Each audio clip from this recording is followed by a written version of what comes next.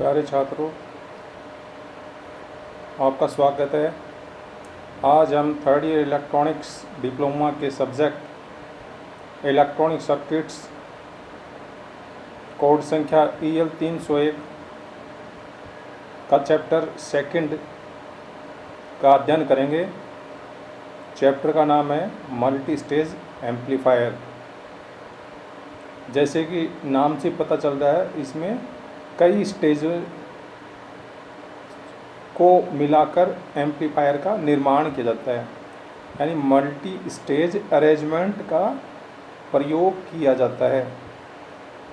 यानी इस multi stage amplifier में 1, 2, 3, 4 और n संख्या तक एम्पलीफायर या एम्पलीफिकेशन स्टेजेस सम्मिलित होती है, जिसे मल्टी स्टेज एम्पलीफायर कहते हैं।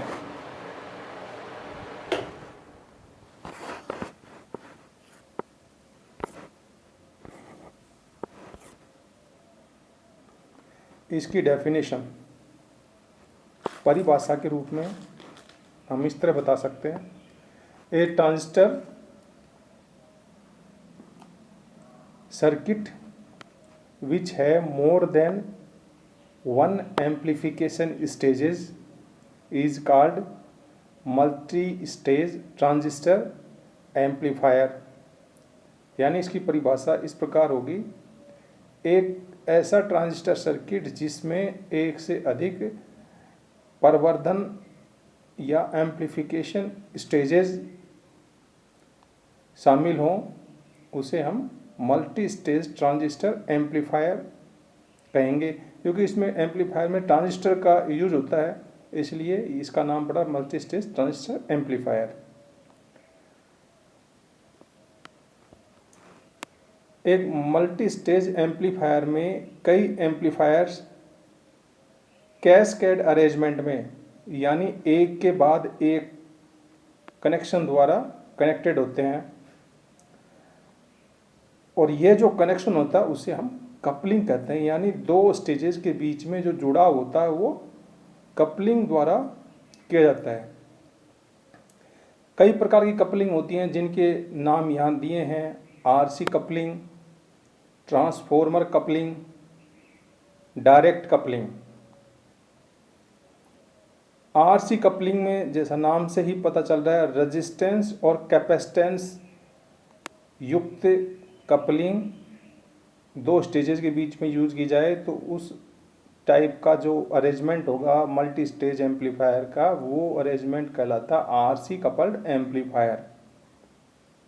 इसी तरह जहाँ पर कपलिंग के लिए ट्रांसफॉर्मर का यूज किया जाता है अरेंजमेंट के अंदर, उसे ट्रांसफॉर्मर कपल्ड एम्पलीफायर कहते हैं।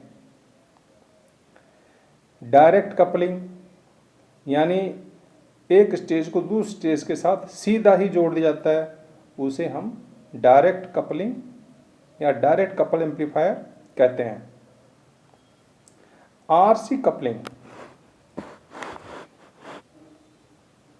इस में एक कैपेसिटर का यूज किया जाता है कपलिंग डिवाइस के रूप में, और एक स्टेज का आउटपुट अगली स्टेज के इनपुट को एक कैपेसिटर द्वारा जोड़ा जाता है। इसमें AC सिग्नल पास हो सकते हैं, जबकि DC बायस वोल्टेज को ब्लॉक कर देता है। RC coupling type arrangement. Transformer coupling, इस अरेंजमेंट में ट्रांसफार्मर का कपलिंग डिवाइस के रूप में प्रयोग किया जाता है। ट्रांसफार्मर AC सिग्नल को पास करता है, यानी उसको एम्पलीफाइड करके आगे भेजता है, या तो स्टेप अप करेगा या स्टेप डाउन करेगा ट्रांसफार्मर, और DC को ब्लॉक कर देगा, क्योंकि DC सिग्नल इसमें से ट्रांसफार्मर में पास नहीं होता। ट्रांसफर DC पे काम नहीं करता है। दिस ट्रांसफार्मर साथ ही साथ, यानी ये ट्रांसफार्मर इम्पीडेंस मैचिंग भी प्रदान करता है। ये था ट्रांसफर कपलिंग अरेंजमेंट। इसके बाद डायरेक्ट कपलिंग अरेंजमेंट। इस अरेंजमेंट में एक स्टेज की आउटपुट DC अगली स्टेज की इनपुट से कनेक्टेड होती है डायरेक्टली, इसलिए इसका नाम है direct coupling multi stage amplifier arrangement. जैसा चित्र के अंदर दे रखा है 3 स्टेज कैस्केड एम्पलीफायर, यानी 3 स्टेज कैस्केड एम्पलीफायर। इसमें फर्स्ट स्टेज ये है, second stage and third stage. बीच में ये कपलिंग जो दोनों आगे पीछे के स्टेजों को आपस में जोड़ती है। इनपुट सिग्नल यहाँ पर और आउटपुट सिग्नल लास्ट स्टेज से बाहर आएगा। ये है 3 स्टेज कनेक्टेड या कैस्केडेड एम्पलीफायर।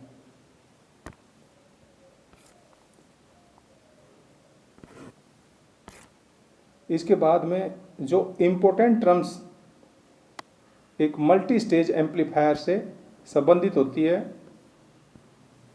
वो इस प्रकार है।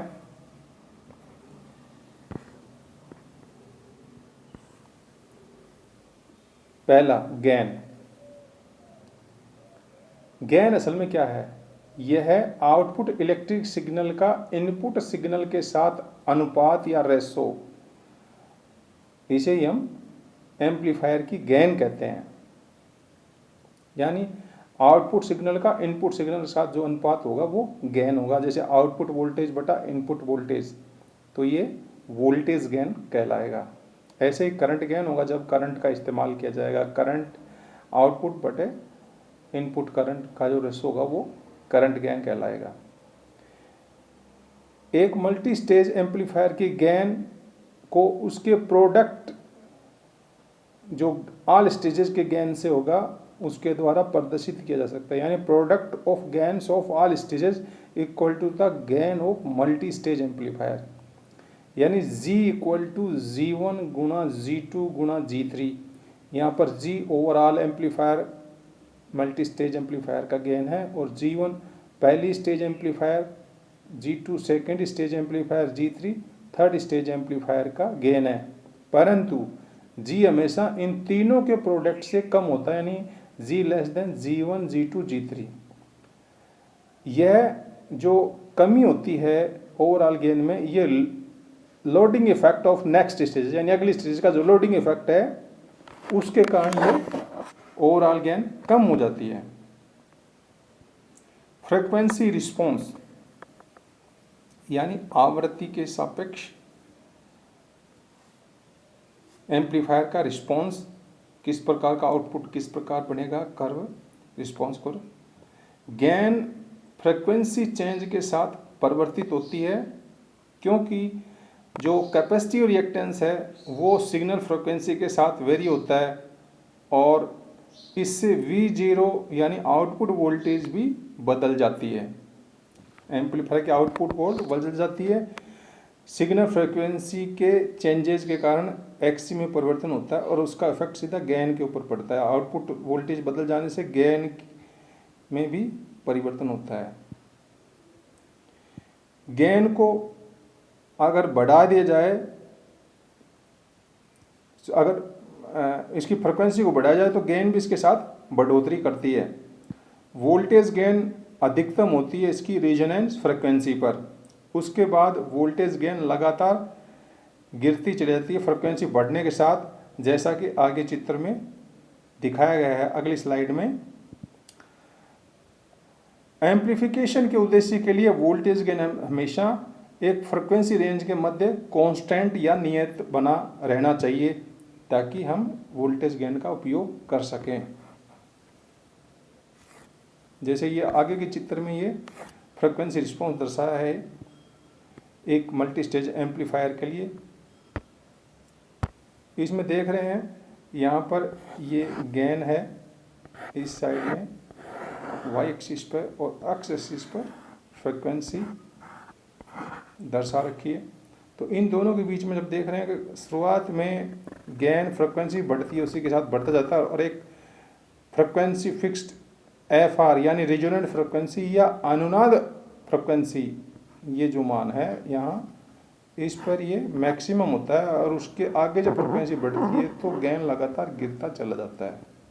तो ये गेन वर्सेज फ्रीक्वेंसी का कर्व है जिसे हम फ्रीक्वेंसी रिस्पॉन्स कर्व एक एम्पलीफायर मल्टी स्टेज एम्पलीफायर के लिए कहते हैं।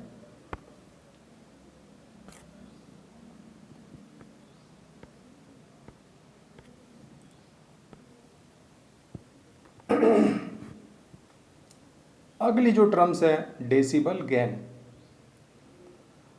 Generally log base 10 of power gain को हम बेल पावर गेन कहते हैं। जैसे डेसिबल बेल के रूप में पावर गेन को दर्शाया जाता है, तो log बेस 10 के रूप में पावर गेन को प्रयोग किया जाता है। पावर गेन इक्वल टू है log बेस 10 ब्रैकेट में P आउटपुट बटा P इनपुट। ये हो गया बेल मात्रक के रूप में पावर गेन का मान। यहाँ अगर 10 dB एक बेल के बराबर होता है। पावर गेन अगर लिखना है तो हम इसको इस तरह लिख सकते हैं।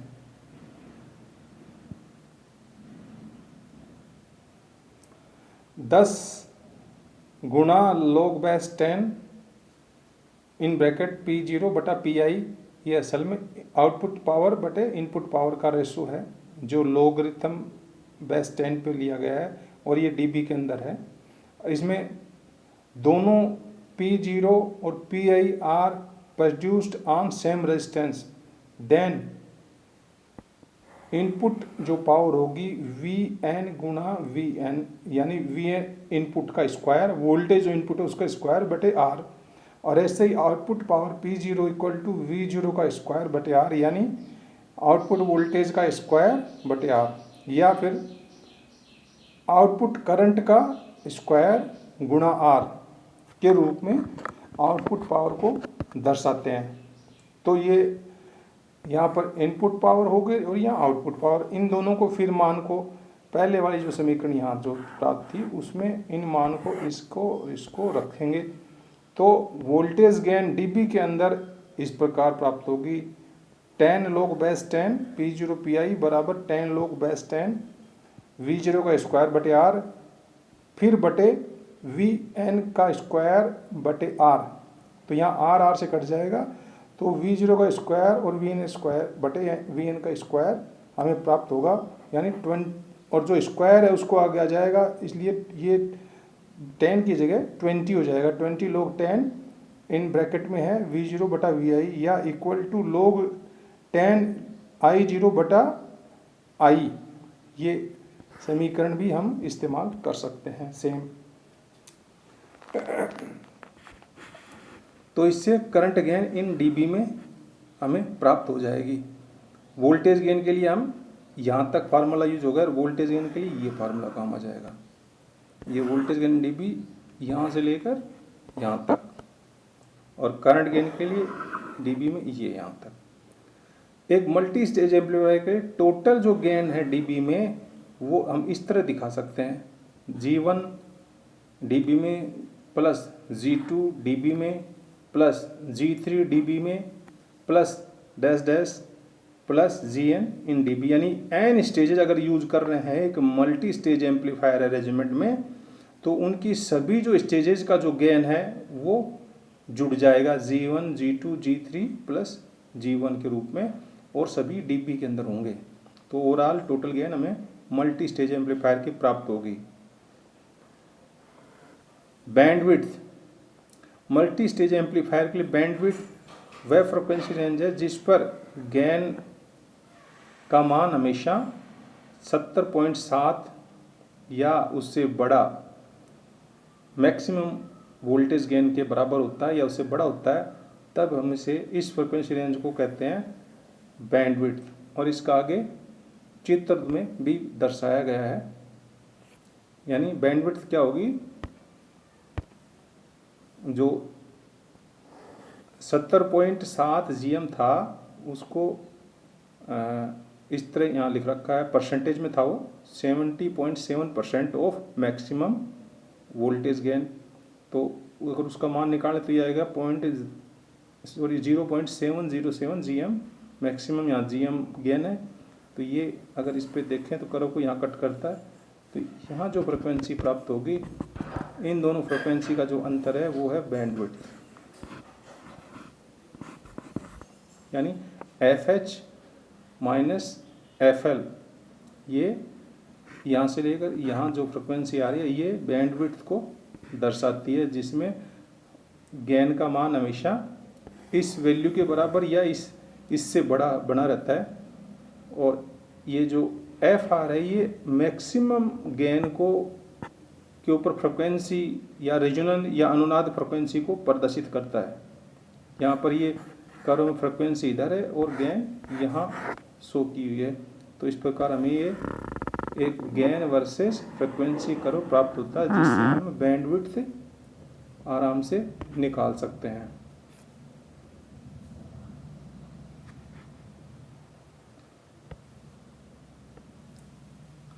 एग्जाम्पल के तौर पे अगर गेन का मान 100 है, मान लीजिए गेन यहाँ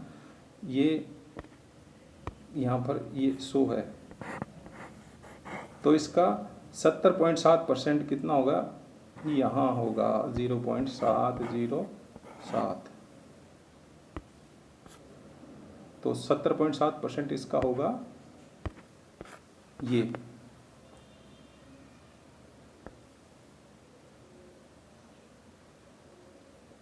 असल में 0.707 मान होगा।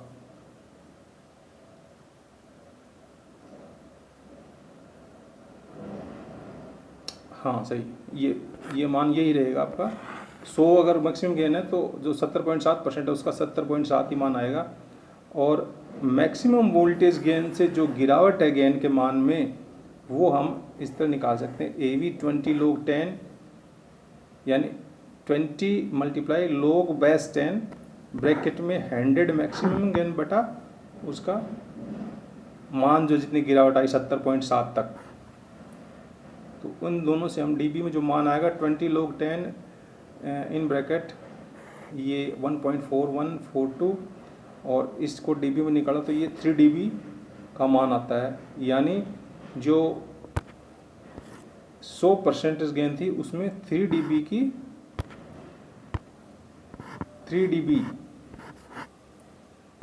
की गिरावट मैक्सिमम मान में होती है। वो जो फ्रिक्वेंसी वहाँ पर होती है उनका डिफरेंस ही बैंडविड्थ को प्रदर्शित करता है। Bandwidth is the frequency range at which gain is fault 3 dB from maximum gain, यानी मैक्सिमम वोल्टेज गेन से जो 3 dB जहाँ तक गिरावट होती है वहाँ जो फ्रिक्वेंसी रेंज है वो ही बैंडविड्थ है। इसलिए F1 और F2 3 dB फ्रिक्वेंसी कहलाती है या हाफ पावर फ्रिक्वेंसी कहलाती है। यानी FH और FL असल में ये F1 F2 ही है। ये F1 हो गया, ये पहले FL की जगह, और ये F2 की जगह F2 हो गया। तो ये इन दोनों का अंतर FH माइनस FL बैंडविड्थ है, या F2 माइनस F1 असल में बैंडविड्थ को प्रदर्शित करता है। तो ये इसको हम बैंडविड्थ को ये फार्मूले के रूप में यहाँ भी दे रखा है, FH माइनस FL, जहाँ FH है अपर कट ऑफ फ्रिक्वेंसी और FL है लोअर कट ऑफ फ्रिक्वेंसी। तो ये था हमारा बैंडविड्थ के बारे में आज का टॉपिक। तो ये हमने सारा पढ़ा, मल्टी स्टेज एम्पलीफायर के विभिन्न टर्म्स और कपलिंग। आज के लिए इतना ही काफ़ी है। Thank you.